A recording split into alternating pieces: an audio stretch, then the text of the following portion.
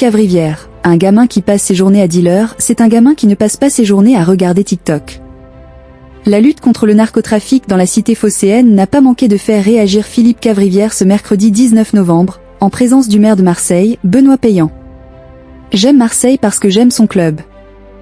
D'ailleurs, vu leur début de saison, on est en droit de se demander si la consommation de stupéfiants n'est pas à l'origine des très bons résultats de l'OM, a commencé Philippe Cavrivière dans sa chronique du 19 novembre. Avant de demander à Thomas Soto, supporter du Paris FC, si son club de cœur allait bien et était toujours en Ligue 1. Alors, on parle partout de la mexicanisation de la délinquance. Je regardais hier soir Mexico 2, l'équivalent de France 2. Ils sont hyper inquiets. Ils parlent d'une marseillisation de la délinquance, a-t-il poursuivi.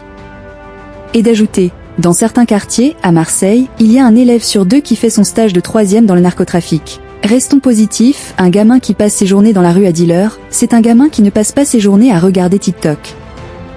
Philippe Cavrivière en a profité pour rappeler que 240 000 personnes vivraient du narcotrafic en France. Un chiffre en constante augmentation. À ce rythme-là, la drogue va bientôt devenir le premier employeur de France.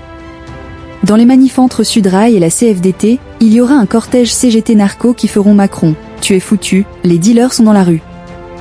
Et de conclure, après, il ne faut pas tout diaboliser, non plus. Sans la drogue, on n'aurait pas eu certaines œuvres de Baudelaire, de Théophile Gautier, de Balzac, de Cocteau ou encore de l'immense François Sagan. Sagan, sans la drogue, c'est Evelyne Delia. La rédaction vous recommande. Philippe Cavrivière, Marc-Olivier Fogiel, c'est le mesmer de l'interview. Philippe Cavrivière, entre les rats de 6 kilos, les travaux, les embouteillages et ces connards de bobos en vélo-cargo, Paris est devenu invivable.